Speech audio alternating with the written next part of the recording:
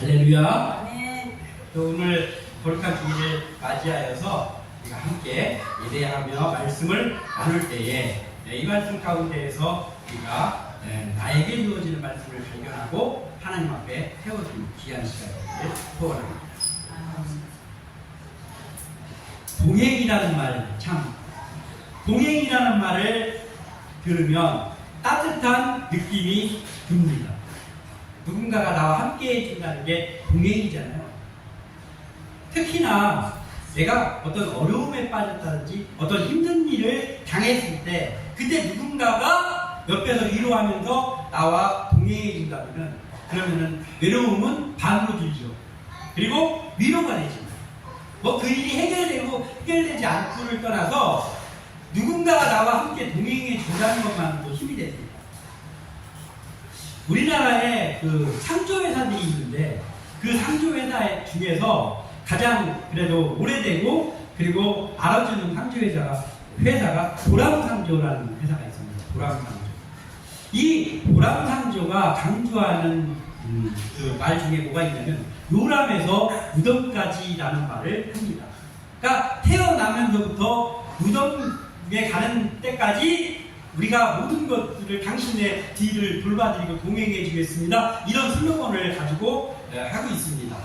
이 사람들이 이렇게 하고는 있지만 사실은 이 보람상조가 우리 태어나면서부터 우리가 죽는 그날까지 우리가 함께 해주지는 못하지만 어찌되었던 간에 이러한 위로가 되는 동행해 주겠다는 그러한 슬로건을 가지고 모든 순간에 함께 해주겠다라고 하면서 사업을 하고 있습니다.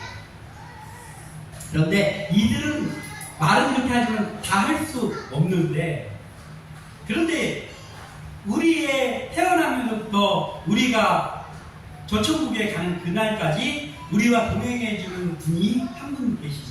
하나님이시죠. 하나님은 우리를 떠나지 않고 우리와 동행해 주십니다. 단지 하나님 나와 동행해 주시는 것을 내가 느끼고 나도 함께 발맞추느냐 그렇지 못하면서 사느냐 그 문제인 거죠. 그리스도인들이 그 중에 이런 말을 많이 쓰는 분들이 있어요. 여주동행이라는 거. 들어보셨나요? 여주동행. 여주동행이라는 건 사자성어인데 그거를 뭐 카톡 알림말로 써놓기도 하고 그렇습니다. 그게 뭐냐면 나와 주님이 함께한다 이런 뜻이에요. 여주동행. 그러니까 이게 여주동행이라는 말을 자기 SNS에 알림말로 써놨는데 그 사람의 삶 속에서는 전혀 여주동행이 되지 않는다면 차라리 안 써놓는 게 낫죠. 왜 이런 거 있잖아요. 우리가 차를 타고 다니는데 뒤에다가 그 익투스 물고기 마크 달고 다닙니다. 기독교인이라는 그런 뜻이죠. 그런데 남포운전도 엄청 해요. 차라리 안 붙이는 게 낫죠. 네? 여기는 충청도니까 93.3 메가헤르츠 이거 쏘고 다니는 사람들이 있습니다. 예, 그게 극동방송을 듣는다는 뜻이잖아요. 그런데 기독교인이라는 뜻이죠. 근데 그거 써놓고 행동이 안 따라줘요. 응? 자기 앞에 차가 가는 꼴을 못 보네. 그래서 계속 추월하고 막 난포운전하고 창문 열고 뭐라고 하고 그런다고 한다면 그 뒤에 있는 게 오히려 주님을 욕먹이는 거잖아요. 그래서 저도 혹시 저의 의지와는 상관없이 어떠한 누를 끼칠까 저는 그런 거 달지 않습니다. 싫어합니다. 그런 거 아니고. 예, 그런 것들을 걸어 놨다면 거기에 맞는 행동을 해야죠. 여주동행을 말한다면 여주동행이 돼야 되겠죠. 그리스도인에게 가장 바람직한 삶이라고 한다면은 그건 정말 여주동행이죠.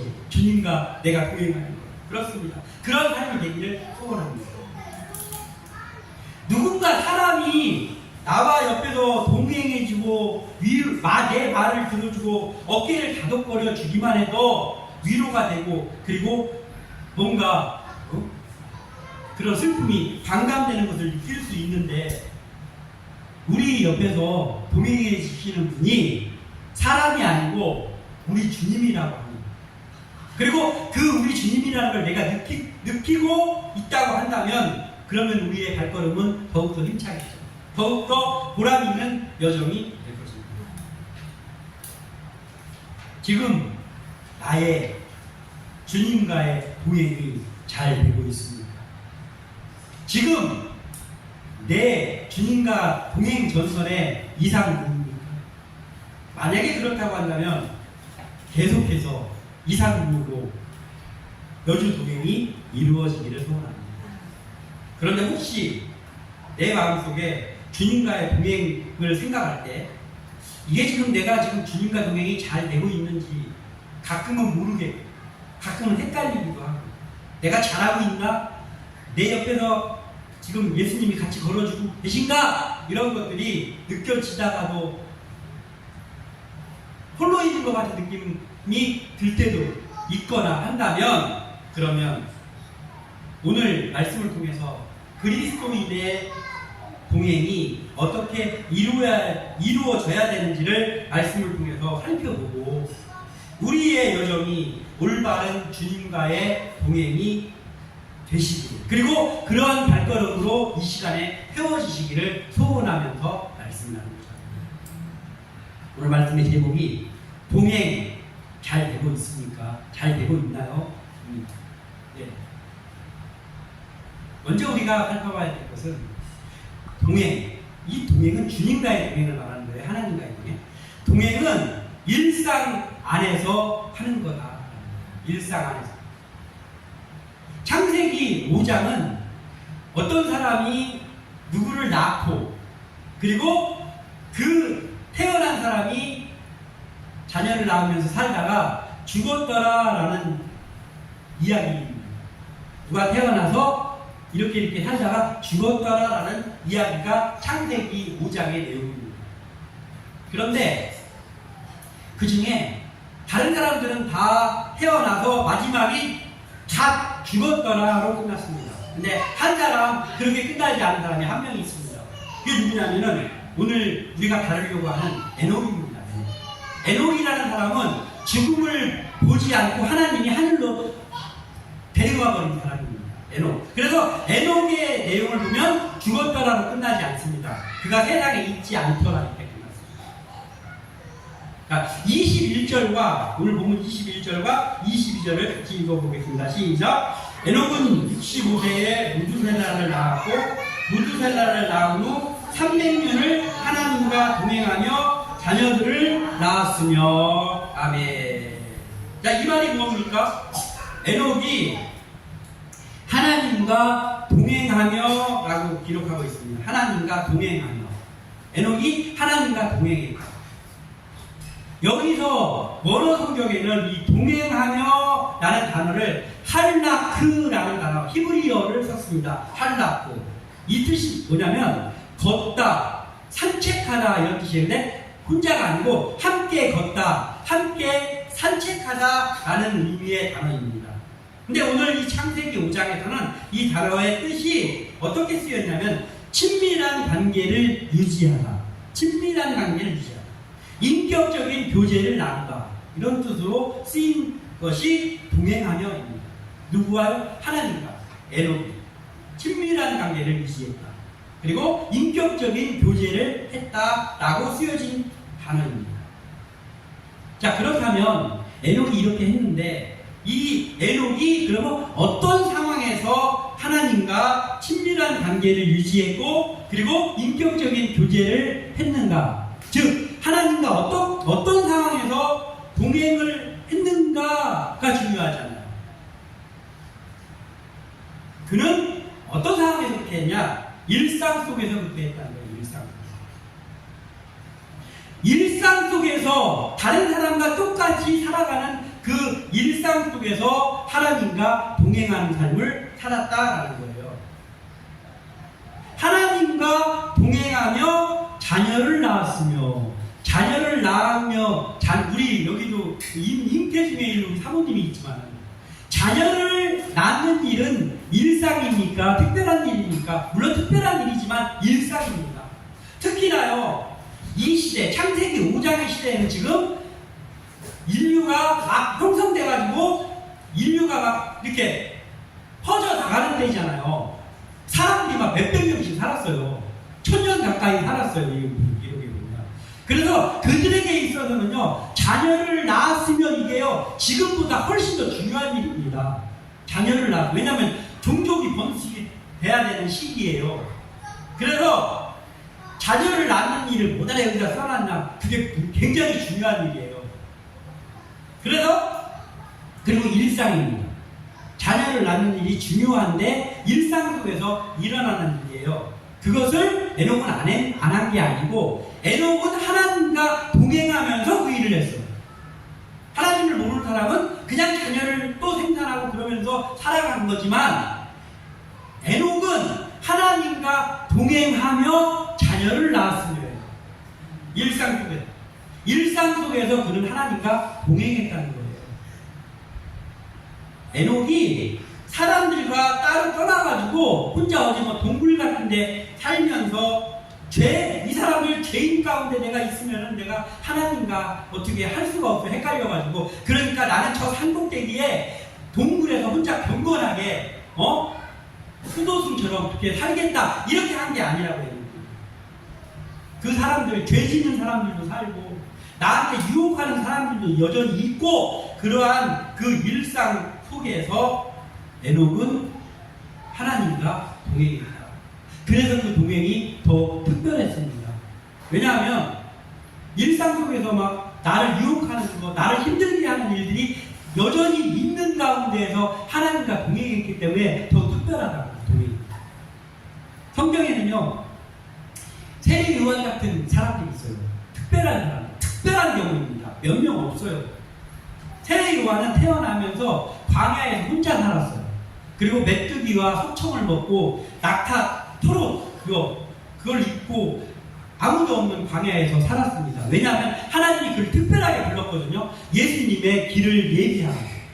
그래서 특별한 경우예요. 그런데 그 세례 요한 또는 그 외에 특별한 어떤 사람들을 제외하고는 하나님은 하나님의 택한 사람들을 딸이 불러가지고 경건한 생활 하라고 하지 않았다고.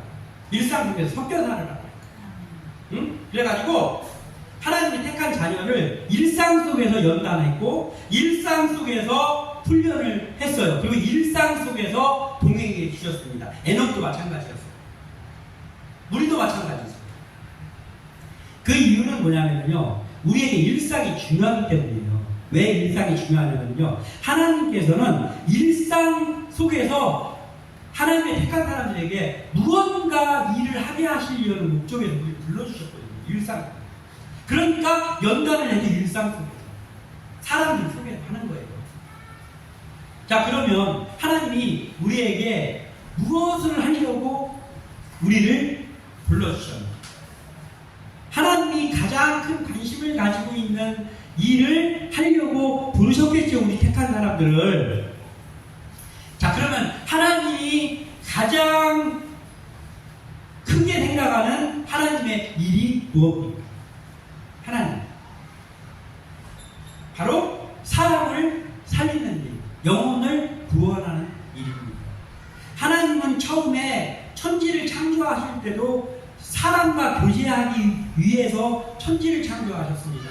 그리고 인류가 처음 죄를 지었을 때도 죄 짓자마자 에덴 동산을 쫓아내면서 바로 그들을 구원할 계획을 세우셨어요, 하나님이. 그러니까 하나님의 머릿속에는 사람과 잘 살아보려는 마음으로 가득 차 있다고. 사람을 살릴 마음으로 가득 차 있습니다. 그래서 하나님이 택한 사람을 택해서 훈련시키고 연단시키는 이유도 뭐냐면 사람을 살리는 일을 하게 하시려고 하는 거예요. 우리가 여기 왜 있습니까? 예배드리는 예배자로 서 있지만 우리를 통해서도 영혼 구원하게 하시려고 우리를 불러주셔서 우리가 여기 있다. 예수님께서는 그래서 이렇게 말씀하셨어요. 너희는 세상의 소금이 되라. 너희는 세상의 빛이 되라 말씀을 하셨습니다. 그러니까 세상 속에 있어야지 세상의 소금이 되지. 혼자 경건하겠다고 막 혼자 막 해가지고 혼자 있고 그러면 우리가 세상 속에서 어떻게 세상의 소금이 됩니까? 어떻게 세상의 빛을 밝힙니까? 그래서 우리는 경건해야 되는 건 맞습니다. 그러나 하나님의 뜻에 맞게 우리를 특별하게 하나님께서 뭐 어디 통굴로 부르시거나 하지 않는다면 우리는 세상 속에서 섞여 살면서도 그 속에서 물들지 않고 그 하나님과 동행하는 삶을 살아야 된다는 거예요. 경건하다는 게요, 우리가 잘 알아야 돼요. 도대체 경건이 뭐가 경건이에요? 경건하다는 거는요, 사람들에게서 따로 떨어져가지고 경건하게 이렇게 막 기도하면서 사람들도 안 만나고 그렇게만 하는 게 경건이 아니라.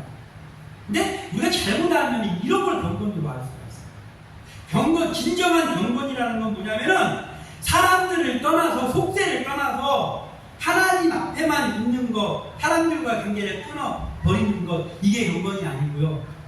다른 사람들과 똑같이 섞여 살고, 똑같이 유혹도 받고, 똑같이 직장 생활하고 살고 있는데, 그 사람들하고 섞이지 않으면서 그 사람들 속에서 경건함을 잃지 않는 것.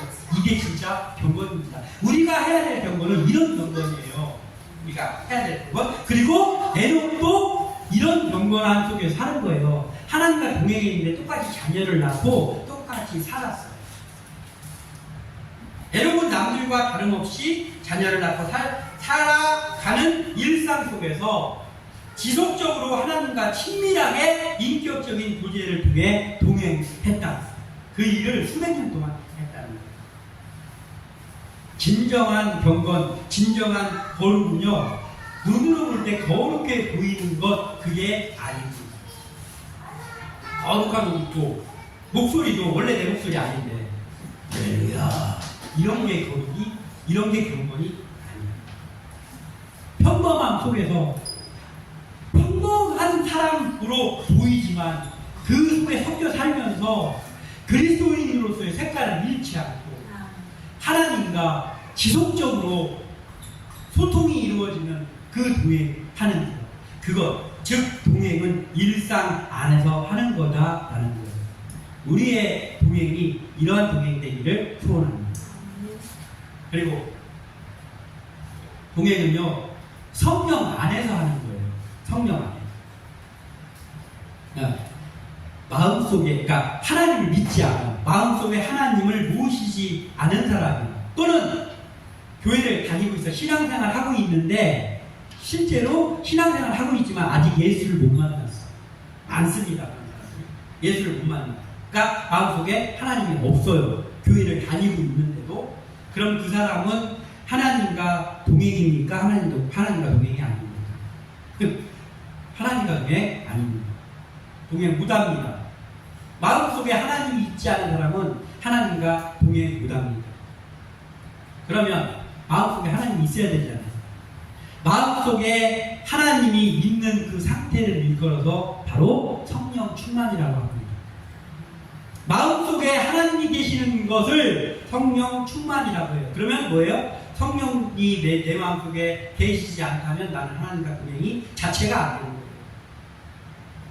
거예요. 에녹이 300년을 하나님과 동행했습니다. 그러면 뭐예요? 에녹은 300년간 내 마음속에 하나님이 계시는 거예요. 즉 에녹은 성령 충만했다는 거예요. 성령 충만하네요. 300년 동안이나 계속해서 하나님과 동행해. 그래서 일상 속에 살면서 남들과 똑같이 자녀도 낳고 이렇게 살면서도 그 하나님과의 동행이 무너지지 않았어요. 계속됐습니다. 성령 충만의 상태가 일상을 살면서 가능합니까? 누군가가 막 나의 마음으로 헤집어 놓기도 하고, 막 머리도 회전해봐야 되고, 막 세상 사람들과 섞여서 살아야 돼. 그 속에서 성령 충만이 계속 유지가 됩니까? 안 되기 쉬워요. 성령 충만이. 마음이 무너질 때도 있고, 그렇죠. 그런데, 그런 일상은 에녹도 있었을 거예요. 에녹도 누군가가 막 와가지고 막, 야, 너 여기 왜 침범했어? 하면서 막 심리고 그런 일이 에녹에게는 없었겠습니까? 더군다나 그 당시 사람들은 얼마나 죄가 심했는지 하나님이 사람을 지은 것을 후회할 정도입니다. 더 해겠지. 그런데도 그가 하나님과 동행이 무너지지 않았어요. 성령 충만이 무너지지 않았어요. 그게 뭐냐면은 어려운 일, 힘든 일을 당했지만 그 속에서도 무너지지 않은 거예요. 그럼 그게 어떻게 가능했냐고, 일상 안에서. 가능할 수 있는 방법이 있었는데 그게 뭐냐면 이런 거예요. 하나님의 이름을 부르는 일을 멈추지 않으면 됩니다.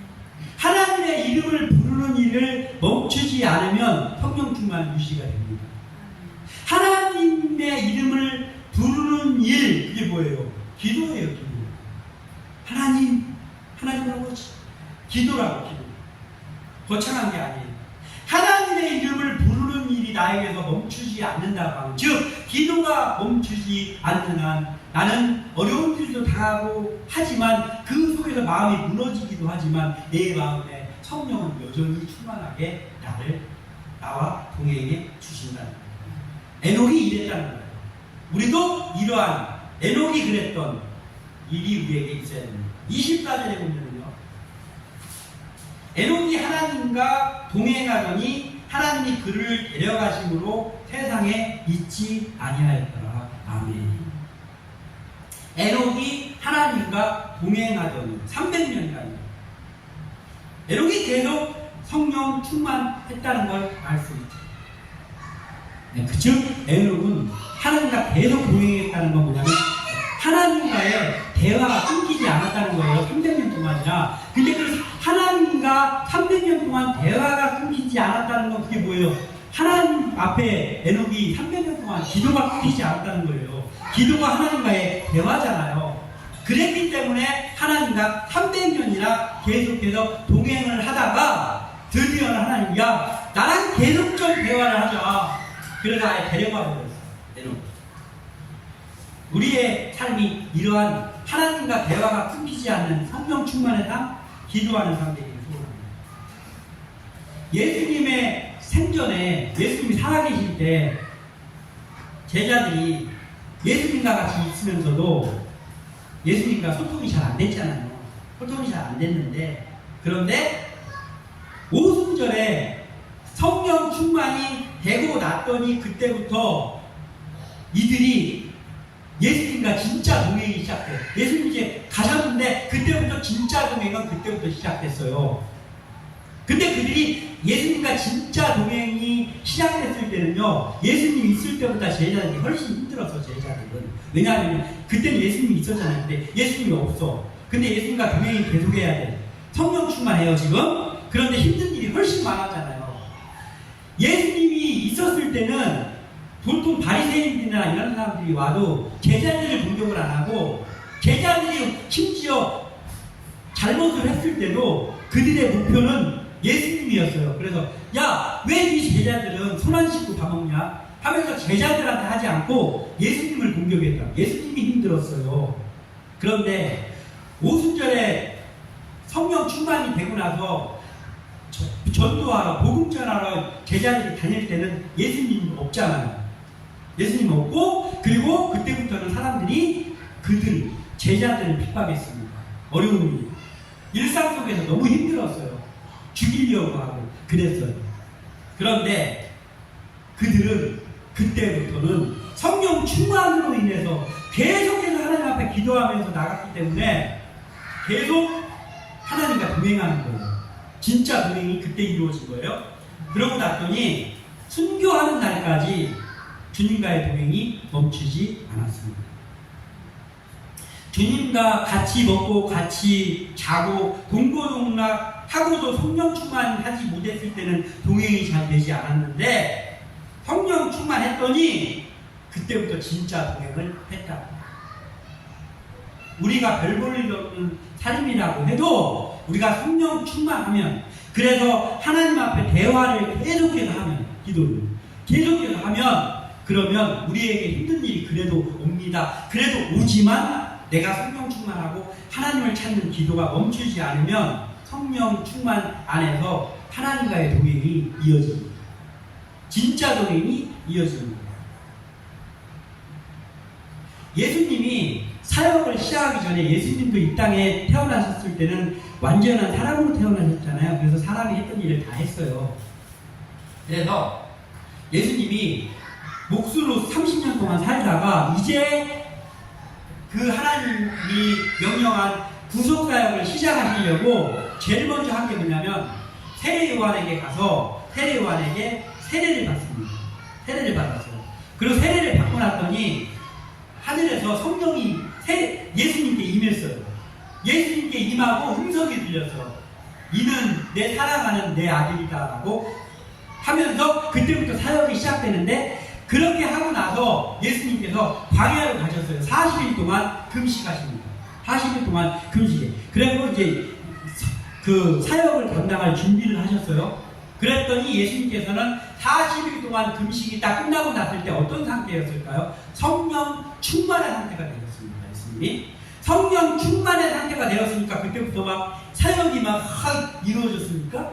하나님의 아들인데도요, 예수님이 40일 성령 충만하고 났더니 예수님이니까 배가 안 고팠습니까? 고팠어요.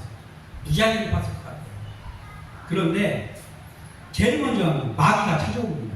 사탄이 찾아와가지고, 야, 너 능력 있잖아. 너 하나님의 아들이잖아.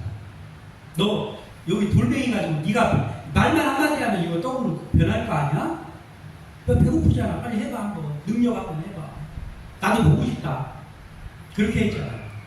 3가지 시험을 했습니다. 3가지 시험을 할 때 예수님께서는 이미 기록되어 있는 구약의 말씀을 가지고 그 3가지 시험을 이기셨습니다. 그리고 사역을 시작하셨어요. 예수님이 하나님과 동행하면서 사역을 시작하셨어요. 성령 충만하신 가운데 예수님께서도 그렇게 하셨어요. 근데 우리가 뭡니까? 우리가 아무것도 아닌데 성령 충만하지 않고 주의 일을 하려고 한다면 이게 건방진 거 아닙니까? 우리는 성령 충만, 우리가 가장 관심 가져야 될 때 성령 충만에 대해서 24시간 관심을 가지고 있어요. 근데 성령 충만한 할 수 있는 길이 기도밖에 없다니까. 일상 속에서도 우리는 계속해서 기도가 이루어져야 됩니다. 그래야 우리가 동행이 성령 안에서 일상 속에서 계속 일어날 수 있습니다. 에녹은 65세에 무두셀라를 낳고 300년 동안이나 하나님과 동행했어요. 자, 그런데 우리는 지금 몇십 년밖에 안 살았잖아요. 그런데도 우리가 막 별 희한한 일들 다 겪으면서 살고 있잖아요, 지금. 그런데 에녹은 300년 동안 살 때 우리보다 훨씬 더 많은 일을 겪지 않았겠어요? 별일 다 있었을 거예요. 우리가 생각지도 못한 일. 300년 동안이야. 아니, 무두셀라 낳은 그 65년까지 합치면 365년 동안. 얼마나 어려운 일들이 있었겠어요. 우리보다 훨씬 더 어려운 일들이 많았겠죠. 우리보다 훨씬 더 살아요. 그런데 하나님과 동행이 끊이지 않다가 하나님이 그냥 데려가 버리셨어요. 그러니까 여러분, 기도하는 일 멈추지 않았어요. 성령 충만한 순간을 멈추지 않았어요. 그래서 이 일이 가능했던 거예요. 우리가 조금이라도 더 하나님의 사람답게 살고자 원한다면 기도를 멈추지 않기를 소원합니다. 그 멈추지 않는 기도 속에서 성령님께서는 내 속에서 떠나지 않고 성령 충만으로 계신다. 내가 일상을 하고 있는 동안에도, 내가 누군가와 차 한 잔을 나누고 있을 때에도 그 사람과 대화하면서 차를 마시고 있지만 하나님과의 대화는 이 속에서는 끊이지 않는 거예요. 그게 성령 충만입니다. 그렇게 동행은 성령 안에서 하는 거예요. 그리고 마지막 한 가지, 동행은 변하지 않고 하는 거라고 해요. 변하지 않고. 독립운동가들 있잖아요. 우리가 일제 36년에 치하에 있을 때 독립운동가들 있잖아요. 지금도 막 기록되어 있는 독립운동가. 우리가 독립운동가라고 부르고 있는 막 김구 선생님, 안중근 의사 이런 분들 있잖아요. 근데 그런 분들은 왜 독립운동가라고 부르실까요? 우리가 해방되는 그날까지, 그 전에 죽기도 했지만 독립운동을 하다가 독립운동을 위해서 살다가 죽은 사람들입니다. 즉 독립운동이 변하지 않고 계속됐던 사람들을 우리는 지금 독립운동가라고 부릅니다. 그런데 처음에 독립운동 하다가 중간에 막 공문을 당했다든지 뭐 어떻게 됐다든지 막 일제가 너에게 이 일만 하면 불을 안겨주겠다고 해서 거기에 넘어갔다든가, 아무튼 어떠한 일들 때문에 처음에는 독립운동 하다가 독립운동을 멈추고 일본의 편을 든 사람들을 우리가 뭐라고 합니까? 지금도 처음에는 독립운동 좀 했으니까 독립운동가다 이렇게 부릅니까? 아니요. 그들은 뭐라고 부르냐면 변절자, 배신자, 일제 앞잡이 이렇게 불러요. 신앙생활을 30년 정도 한 사람이 있습니다. 근데 30년 동안 신앙생활을 하다가 지금은 신앙생활 멈췄어. 지금은 교회 안 다녀. 그럼 어땠습니까? 우리는 그 사람을 신앙인이라고 부릅니까? 그 사람은 어디 가서 신상증서 쓸 때 옛날에 교회 다녔으니까 자기를 기독교 안 쓰기는 뭐하니까 기독교라고 쓸 수는 있지만 분명한 건 뭐예요? 지금 신앙생활 안 하고 있는 사람은 뭐예요? 신앙인이 아닙니다. 지금은 신앙인이 아니에요. 예수님의 제자 중에 가룟 유다가 있죠. 자, 가룟 유다는 예수님의 제자입니까? 제자가 아닙니다. 제자 아닙니다. 가룟 유다는 예수님의 제자가 아닙니다. 왜냐하면 처음에는 제자였지만 제자 아닙니다. 그리고 예수님은 가룟 유다를 뭐라고 말했냐면 예수님께서 가룟 유다에 대해서 평가하실 때 뭐라고 평가하시냐면 그는 차라리 태어나지 않는 것이 그에게 나을 뻔했다라고 예수님이 말씀하셨잖아요. 가룟 유다. 가룟 유다는 예수님의 제자가 아닙니다. 왜 예수님의 제자가 아닙니까? 가룟 유다 대신에 예수님의 제자에 마띠아가 들어갔습니다. 근데 왜 제자가 아니냐면 변해서 그 예수님과의 동행이 변했어. 끝났어. 그러면 아닌 거예요. 하나님과 동행하는 사람들을 일컬어서 뭐라고 부르냐면요. 하나님의 사람 또는 하나님의 일꾼이라고 부릅니다. 하나님의 일꾼. 그런데 하나님과 동행하던 발걸음이 멈췄어. 지금 신앙생활을 안 한다든지 하나님의 일을 안 한 하나님과 동행이 끝났어요. 그러면 그 사람은 그때부터는 하나님의 사람 아니지. 하나님의 일꾼도 아닙니다. 근데 그 사람이 다시 돌아오면 다시 일꾼이 되겠지만 어찌되었든 하나님과의 동행이 끊어지면 그때부터 하나님의 사람도 아니고 하나님의 일꾼도 아닙니다. 그러면 우리의 하나님과의 동행은 어떻게 돼야 된다는 거예요? 도대체 우리가 하나님의 사람이라면 변하지 않고 끝까지 하나님께서 우리를 부르시는 그날까지 우리가 하나님과의 동행이 계속 되어야 된다는 거잖아요. 에녹은 300년을 쉬지 않고 멈추지 않고 하나님과 동행하다가 하나님의 뜻 안에서 이제 하나님께서 이제는 그냥 나랑 같이 그냥 영원히 살자 그러면서 죽음도 맛보게 하지 않고 하나님께서 계속 동행하시려고 천국으로 데리고 가버리셨어요. 그런데 제가 말씀 준비하면서 생각해봤어요. 보통은 사람을 다 죽어도 어차피 에녹이 죽어도 에녹은 천국 갔을 거 아니에요? 그렇잖아요? 에녹이 죽었어도 천국 갔을 거 아니에요? 그리고 모든 사람은 그렇게 천국 갔어요. 사람은 믿으면서 살다가 죽어서 천국에 가잖아요. 근데 왜 에녹은 왜 그냥 죽음 안 당하고 데리고 가 버리셨을까? 생각을 해봤어요. 정확한 답은 저는 모르지. 왜? 하나님의 마음을 제가 모르니까. 그런데 유추를 해봤더니 왜 그랬을까? 두 명 있잖아요. 예수님 말씀은 두 명 있잖아요. 사람 중에서 죽음을 맛보지 않고 가는 사람 두 명. 누구냐면 에녹하고 그 다음에 엘리야가 있잖아요. 근데 왜 하나님께서는 이런 예외를 왜 두셨을까? 라고 생각을 해봤더니 우리에게 본보기를 좀 삼으려고 그런 것 같아요. 우리에게 본보기를 삼으시려고 에녹 같은 케이스, 엘리야 같은 케이스가 2명 정도를 성경에 놓으신 것 같아요. 야, 나와 동행하다가 내가 데리고 가는 사람이 있었다? 그러니까 이제부터 기도, 하나님 아버지 저도 엘리야처럼 에녹처럼 죽음을 맛보지 않고 천국으로 데려가 주시옵소서. 그 기도를 하라는 게 아니에요. 우리 그냥 나중에 하나님 부르시는 날까지 충성하다가 가면 됩니다. 그런데 믿음의 동기부여를 주시려고 2명쯤은 이런 것도 주시지 않을까 그런 생각을 해봤습니다. 어찌됐든 중요한 거는 그게 중요한 게 아니라 에녹이 하나님 300년 이상 동행했다. 나도 에녹처럼 닮아서 그렇게 해야 된다. 그런데 어떻게 해요? 멈추지 않고 변하지 않고 그 일을 하기를 원합니다. 지난주에 우리가 말씀 나누면서 순례자에게 얘기하느라고 하늘소망이라는 찬양을 제가 예를 들었었잖아요. 그런데 말씀을 준비하다 보니까 오늘 말씀에도 이 찬양이 맞네 갑자기 생각이 나. 그래서 지난주에 똑같은 가사가 있어요. 주님의 나라에 이를 때까지 순례의 걸음 멈추지 않으며 어떤 시련이 와도 난 두렵지 않네. 주와 함께 걷는 이 길에. 아멘. 주와 함께 걷는 일에 주님과 동행. 주님과 멈추지 않고 동행할 때 나에게 어려운 일이 다가오지만 난 두렵지 않아. 마지막으로 성경의 세 명을 소개하고 말씀을 마치려고 합니다. 그 세 명이 누구냐면은 사울, 그리고 다윗, 솔로몬입니다. 자, 이 사울, 다윗, 솔로몬 이 세 사람은요 공통점이 되게 많아요. 뭐 공통점이 있느냐? 이스라엘에서 사울, 다윗, 솔로몬까지만 이스라엘 전체의 왕이었어요.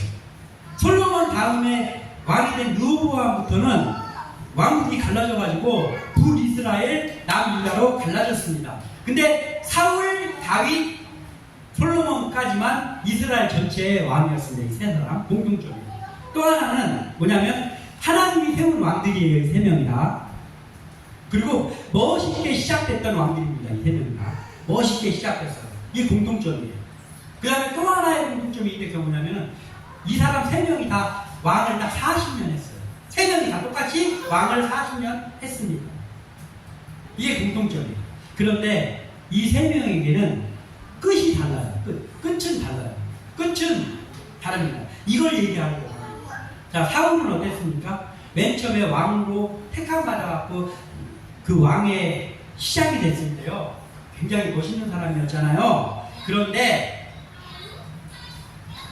이 사울이 자기의 권세욕과 교만과 질투와 이런 것들이 들어오면서부터 형편없는 사람이 돼서 하나님 앞에 버림받았잖아요. 솔로몬은 어떻습니까? 솔로몬도 멋있게 시작했잖아요. 하나님이 솔로몬의 1,000번째를 받으면서 너무나 기뻐가지고 야 네가 소원 한번 얘기해. 소원 다 들어줄게. 그랬더니 제가 어리석은 어린아이니까 저에게 듣는 지혜를 주세요 했더니 야 소원도 기가 막힌 거를 부를 구하지도 않고 말이야 그걸 구했냐 하면서 부와 장수까지 다 주셨습니다. 멋있게 시작했어요. 그런데 이제 왕이 되고 부를 누리다 보니까 나중에는 그 주위에 있는 나라들하고 다 이렇게 잘 지내보려고 막 부인을 얼마나 많이 줬는지 천명을 줬어요. 그래가지고 그 공주들을 데리고 올 때 그들이 섬기던 우상들을 가지고 들어왔는데요. 다 허용해 줬어요. 그래 너희들이 갑자기 섬기던 그 우상들 다 버리고 올 수 없지 수용해 줄게. 그래갖고 우상이 판치는 나라를 만들어 버렸어요. 솔로몬이. 그래서 끝이 좋지 않았습니다. 그런데 다윗은 다릅니다. 다윗은 똑같이 아니 세 명 중에서 가장 초라하게 시작했어. 다윗이. 예? 초라하게 시작했어. 저 들녘에서 말이야 양치고 자기 형이 다 꽃가을 입고 솔로 사무엘 앞에 지나가고 있을 때 그때 거기 끼지도 못하고 그렇게 시작을 했는데요. 하나님께서 왕으로 세워주셨습니다. 그랬더니 왕이 되어서도 변하지 않았어요. 매사에 물어봅니다. 하나님도 할까요? 말까요? 물어봐. 그리고 나중에 막 노인이 돼가지고 이불을 덮어도 이게 추위가 가시질 않아. 그런데 그때도 변하지 않았어요. 천국 가는 그날까지 다윗은 하나님과 동행을 멈추지 않은 사람입니다. 왜 그랬을까요? 왜 그랬을까요? 제가 아까 소개했던 거. 다윗은 하나님께 기도하는 걸 멈추지 않았어요. 하나님께 기도하는 걸 멈추지 않으면 성령 충만도 멈추지 않는 거예요. 기도가 멈추니까 성령님과 동행을 안 하는 거지. 내가 계속해서 기도하고 있으면 내 속에 있는 성령님이 계속 계신다. 그럼 난 성령 충만한 거예요. 다윗이 그랬습니다. 에녹도 그랬습니다.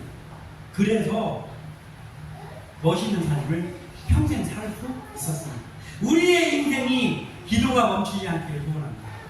그래서 우리 속에 늘 성령 충만이 있고 하나님과의 동행이 계속됨으로 인하여서 오늘 있었던 에녹과 같은 우리 예수님과 같은 다윗과 같은 그러한 하나님과 계속해서 동행하는 우리의 삶 되시기를 주님의 이름으로 축원합니다. 기도합니다.